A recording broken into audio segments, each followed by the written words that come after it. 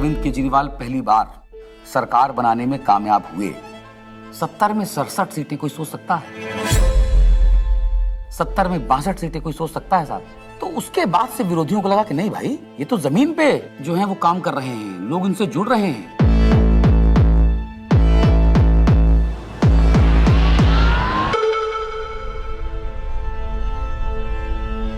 कहानी शुरू होती है तब से जहां से आम आदमी पार्टी ने पंजाब जीता। लोगों की भूख थी आम आदमी पार्टी की, उन्होंने कहा आम आदमी पार्टी हमें चाहिए, लोगों ने वोट दिया और पंजाब में आम आदमी पार्टी का जन्म हो गया। पंजाब के लोग जो हैं वो सच्चे बंदों को पसंद करते हैं और जिसके साथ दिल से जुड़ जाएं।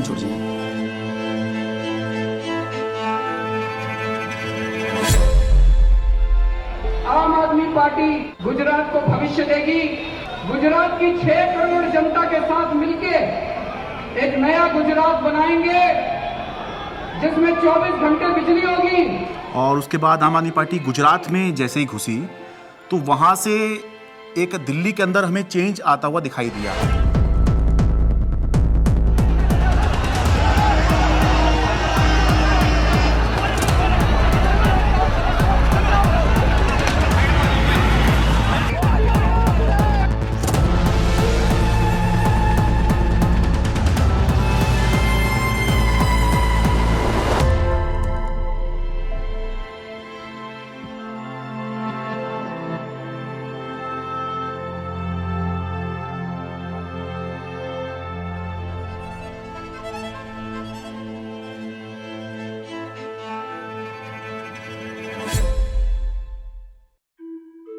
So it started, I think, with the arrest of Satyendra Jain ji, and मुझे लगता है कि ये स्ट्रैटेजी उनकी शायद रही होगी कि जो भी अरविंद केजरीवाल के सिर्फ आईज, ईयर्स, आर्म्स, हैंड्स, जो पूरी टीम है, कि अगर हम उस टीम को डिकैपिटेट कर देंगे तो हो सकता है कि काम रुक जाए। टेबल में बैठे होंगे बीजेपी के 3-4 लोग बड़े बड़े, बोले यार अब केजरीवाल को बेईमान साबित करने का क्या तरीका। किसी ने आइडिया दिया होगा कि कुछ घोटाला, बोले यार कोई घोटाला कैसे, कोई चिपकेगा नहीं इस आदमी पे। दिल्ली के स्वास्थ्य मंत्री सत्येंद्र जैन को ईडी ने हिरासत में लिया। एनफोर्समेंट डायरेक्टरेट ने सबसे पहले अरेस्ट होने वालों में मैं था। ऐसे तो कोई कर्म किए नहीं थे कि जेल चले जाएं। फिर मैंने कहा ऐसे कर्म भी नहीं किए थे मंत्री बन जाए। तो क्योंकि मुझको पूरा केस पता था तो मुझे लगा ठीक है, एजेंसी अगर अरेस्ट कर रही है थोड़े दिन में छूट जाएंगे। Why are they threatened by us? And the answer to me is very clear. आम आदमी पार्टी केवल एक सरकार या 10 नेताओं की पार्टी नहीं है। आम आदमी पार्टी एक सोच है। तब तक जो भी गिरफ्तार होते थे, पॉलिटिकल लोग भी जो गिरफ्तार होते थे, महीने में, 2 महीने में, 3 महीने में निकल के आ जाते थे। तब हमने ये नहीं सोचा था कि इतना लंबा चलेगा। अब ये जानकारी मिल रही है कि मनीष सिसोदिया को गिरफ्तार कर लिया गया है। इस वक्त की बड़ी सीबीआई बुलाया जाता था, ईडी बुलाया जाता था, उनके घर पे रेड हुई, उनके बैंक के लॉकर पे रेड हुई, दिल्ली सचिवालय में उनके ऑफिस में रेड हुई, उनकी यहाँ तक कि उनके पैतृक गांव में भी सीबीआई और ईडी वाले पहुँच गए थे। देखिए हमें तो पता था कि आम आदमी पार्टी के किसी भी नेता के पास एक भी पैसा नहीं है, और मेरे ख्याल से आज ही ईडी और सीबीआई को भी पता है। मैं तो खुश था कि दिल्ली में एक ऐसी शराब पॉलिसी बनाई गई है जिसमें एक मॉल में 27 शराब की दुकानें थीं, वो अब कम हो जाएंगी और सरकार को रेवेन्यू बहुत ज़बरदस्त मिलेगा। तो मैं तो खुश था कि अच्छी पॉलिसी बनाई गई है और कई राज्य इस पॉलिसी को देख रहे थे, पर अचानक इन्होंने चिल्लाना शुरू किया है तो स्कैम हो गया है। अगर एक अच्छी पॉलिसी को ये स्कैम करार देके सीबीआई और ईडी में केस रजिस्टर करा सकते हैं तो किसी भी हद तक जा सकते हैं। मनीष सिसोदिया को ईडी ने गिरफ्तार कर लिया है। तिहाड़ जेल में पूछताछ के बाद मनीष सिसोदिया को अब ईडी ने गिरफ्तार कर लिया है। इससे पहले सीबीआई ने उनको गिरफ्तार किया था और वो इसमें पीएमएलए में 2 ही कंडीशन में बेल हो सकती है। पहली कंडीशन, या तो जो सरकार का इन्वेस्टिगेशन एजेंसी है वो कह दे कि केस नहीं। दूसरी कंडीशन बेल हो सकती है जब इन्वेस्टिगेशन एजेंसी द्वारा डाले गए सारे कागज जांच कर लिए जाएं। तो भाजपा की इन्वेस्टिगेशन एजेंसी क्या करती थी, लाखों की तादाद में कागज डाल दिए। अब जज साहब कितना टाइम लगाएंगे वो देखने को, 10 साल। हमने प्रोसीडिंग्स भी पूरी देखी थी सुप्रीम कोर्ट के अंदर, और सुप्रीम कोर्ट ने जो जिस तरह कमेंट्स किए थे उससे ऐसा लग रहा था कि ये केस कुछ है ही नहीं। सुप्रीम कोर्ट ने यहाँ तक कह दिया था कि आपका केस जो है ट्रायल के अंदर 2 मिनट में गिर जाएगा। किस तरह का केस आप बना के लाए हैं, क्योंकि सीबीआई के बाद मनीष सिसोदिया को ईडी ने भी गिरफ्तार कर लिया था, तो दोनों ही के अंदर जमानत उनको चाहिए थी। अब जब जैसे ही 30 अक्टूबर का दिन था, सुप्रीम कोर्ट ने बेल रिजेक्ट कर दी। जेल में पूछताछ के बाद मनीष सिसोदिया को अब ईडी ने गिरफ्तार कर लिया है। इससे पहले सीबीआई ने उनको गिरफ्तार किया था और वो तिहाड़ जेल में है। सीधे चलते जितेंद्र शर्मा के पास। जितेंद्र, बताइए, ईडी ने गिरफ्तार कर लिया है मनीष को? जी बिल्कुल, आप देखिए दूसरे दिन लगातार जो ईडी है वो मनीष सिसोदिया को अरेस्ट करके उनका टारगेट अरविंद केजरीवाल ही था। इनको ये लगा था, इनके कैलकुलेशन में, कि पार्टी के साइकी में फर्क पड़ेगा, लोग टूटते जाएंगे। तो इसका मतलब ये है कि डेस्परेशन के मापदंड पे तो भारतीय जनता पार्टी अपने लास्ट थ्रेशोल्ड पे पहुंची और भारतीय जनता पार्टी की लीडरशिप भी उस थ्रेशोल्ड तक पहुंच गई कि अब और कोई तरीका नहीं है इनको जेल में डालना। बड़ी खबर यह है, आम आदमी पार्टी के सांसद संजय सिंह गिरफ्तार कर लिए गए हैं। आपके सांसद संजय सिंह की हो गई है गिरफ्तारी। ईडी ने करते थे संजय सिंह, उस पर कहीं ना कहीं एक बड़ी चोट फिलहाल आम आदमी पार्टी के लिए रहेगी, लेकिन राजनीतिक रूप से ये नुकसान तो है ही, लेकिन क्या सरकार का पक्ष रहेगा शराब नीति मामले में जब ये गिरफ्तारी हुई है, इसका भी इंतजार रहेगा।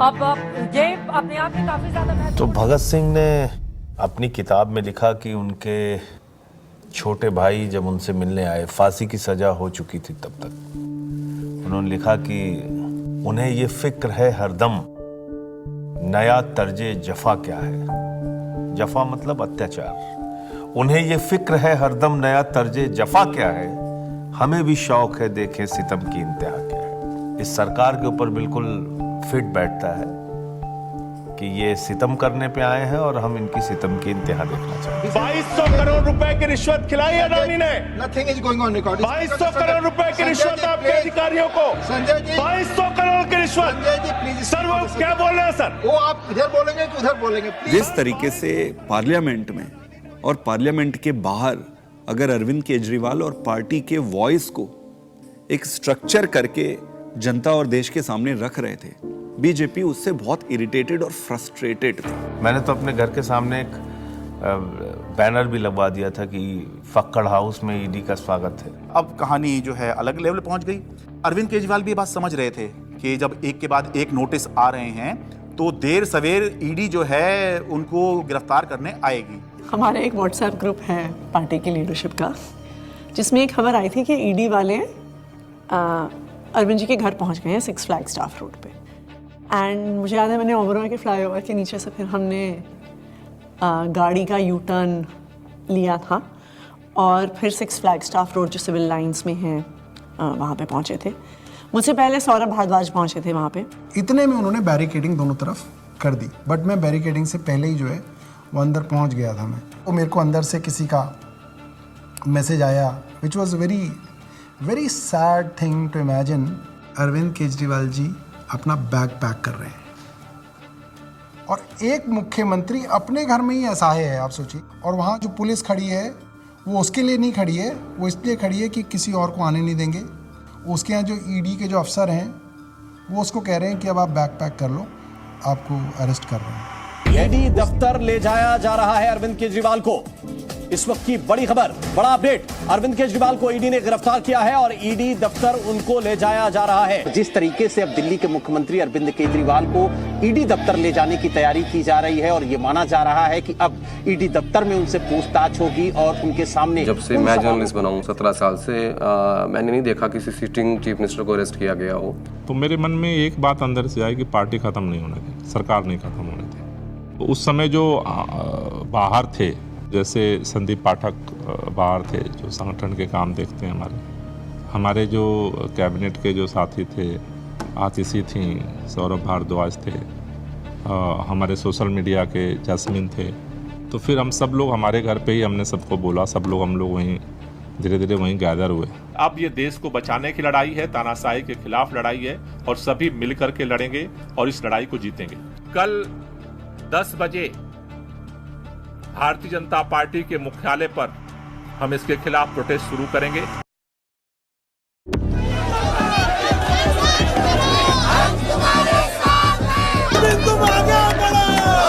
सबसे पहले मैं पहुंचा वहां। हुआ ये कि लोग पार्टी ऑफिस चले गए और हम और दुर्गेश पाठक जी जो ITO वाला चौराहा है उस पर रुक गए।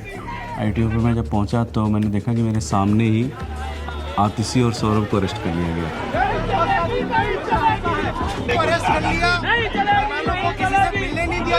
कोई वहाँ पे प्रोटेस्ट करने आता, 4 लोग सड़क पे बैठते, 4 लोगों को बस में बिठाते, बस भेजते।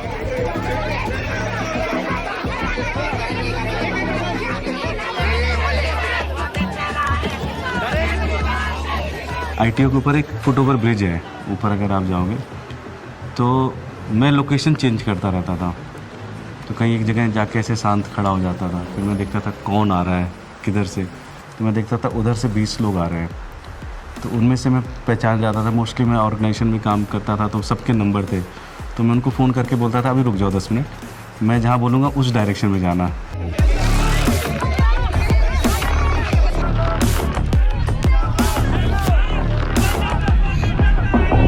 कोई एक डिक्टेटोरियल लीडर है और वो चुनाव से पहले सारे ऑपोजिशन के नेताओं को गिरफ्तार करा लेता है और फिर कहता है कि जी मुझे तो 99% वोट्स आ गए, मैं popularly and democratically elected leader हूँ।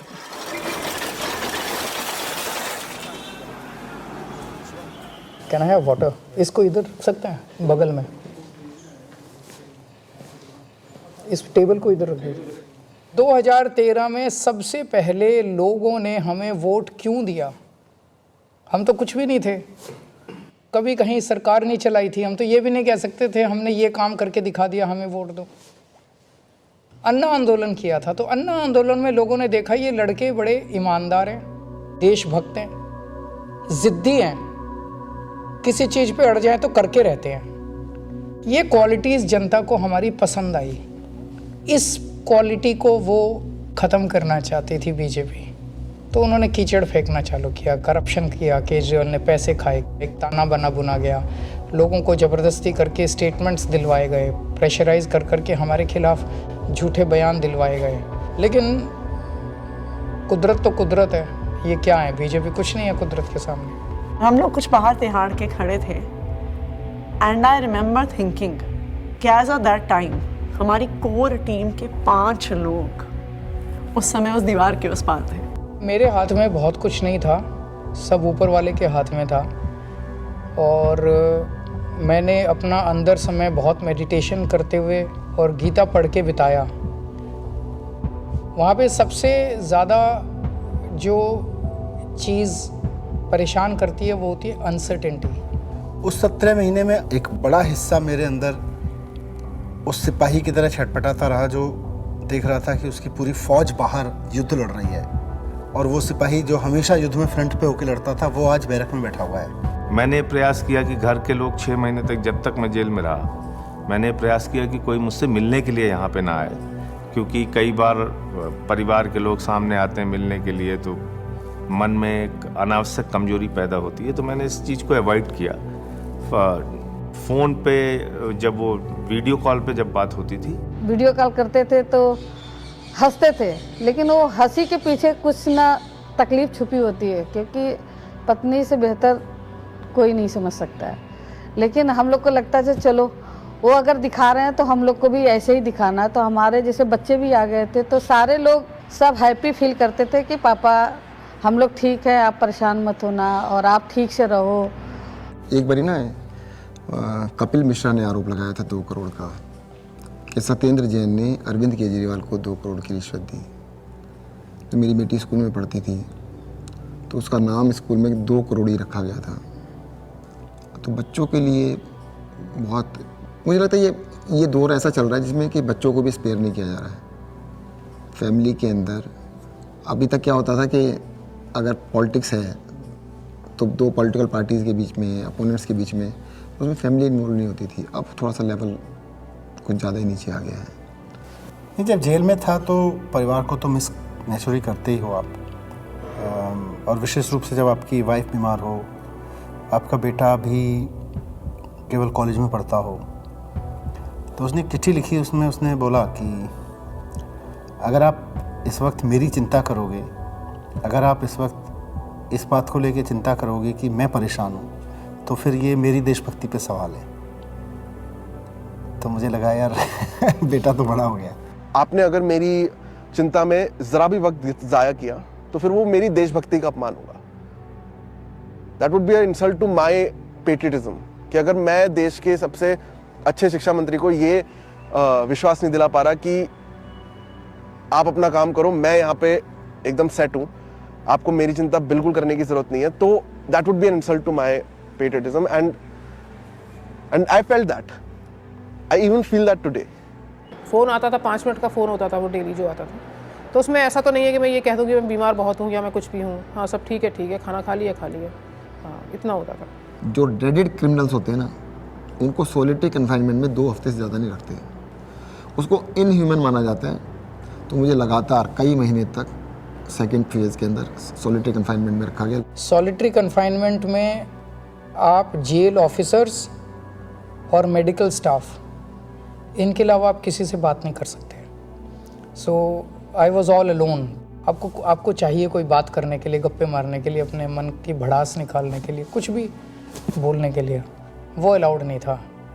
मतलब 2 जालियों के बीच में से बात करें, शीशा लगा हुआ है, इधर से फोन पे मैं उधर से हूँ, एक चीफ मिनिस्टर हूँ, दूसरे चीफ मिनिस्टर से मिलने आया हूँ, सिटिंग दोनों।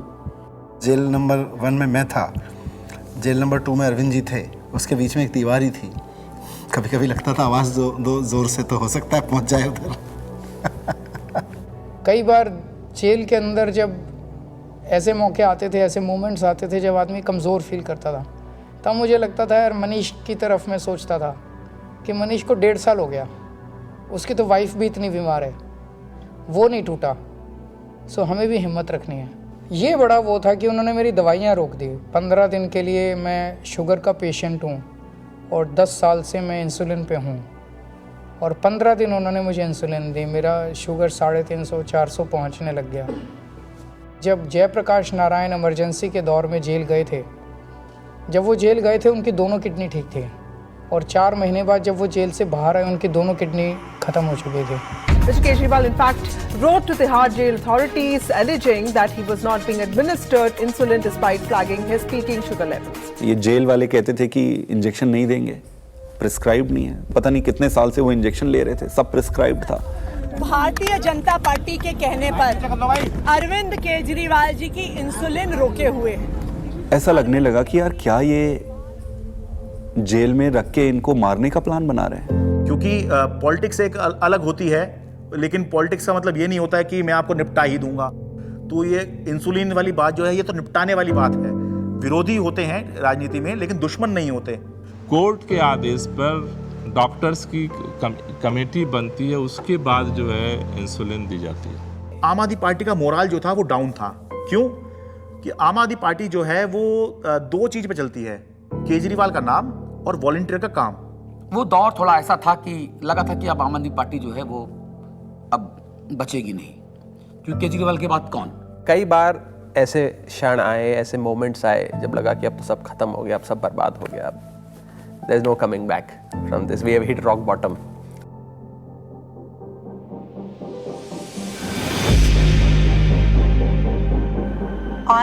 I really admire her for her strength. वो खुद पब्लिक डोमेन में आई पहली बार।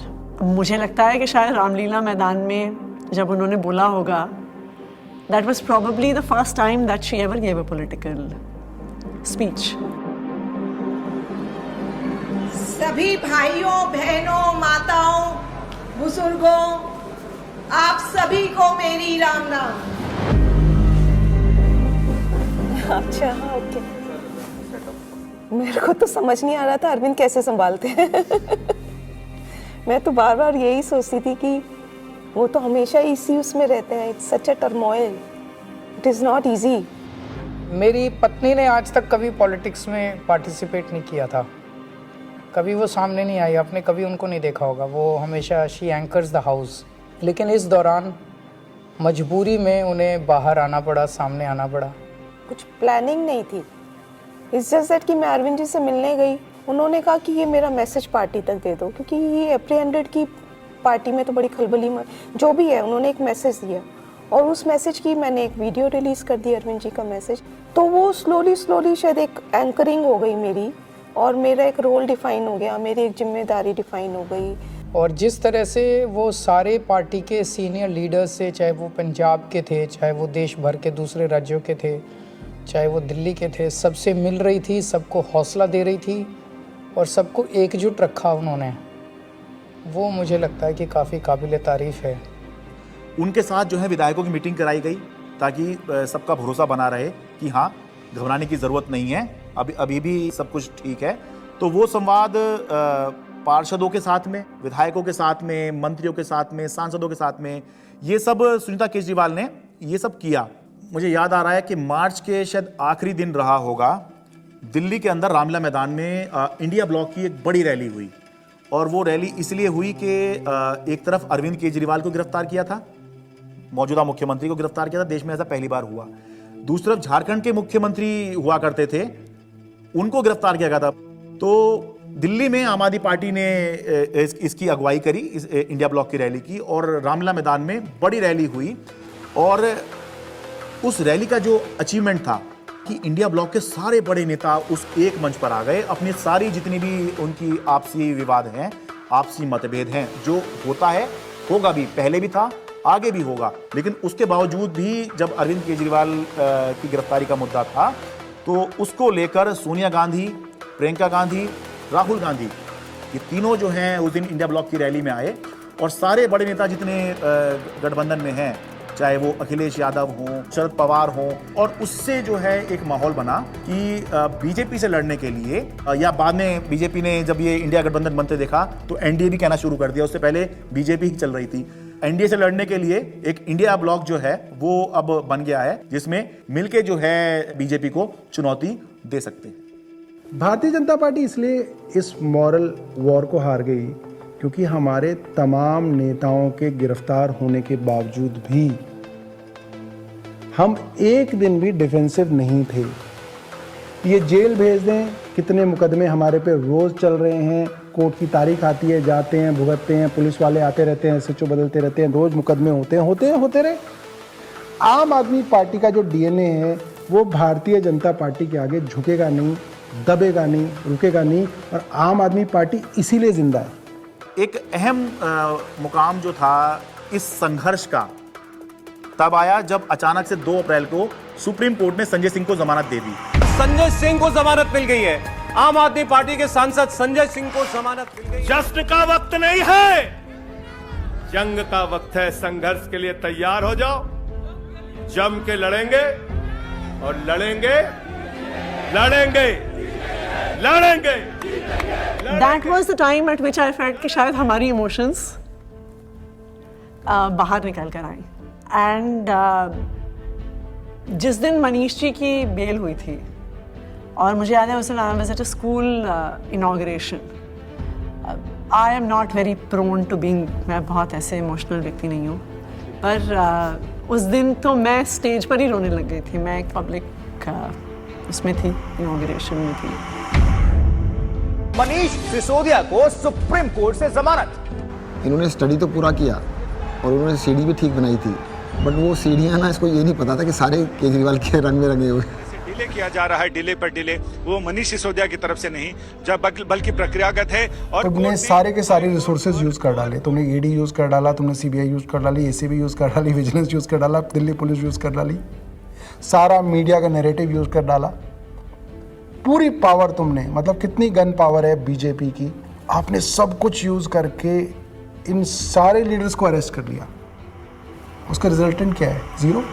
आम आदमी पार्टी के पूर्व मंत्री और वरिष्ठ नेता सत्येंद्र जैन को आखिर दिल्ली के राउज एवेन्यू कोर्ट से जमानत मिल गई है।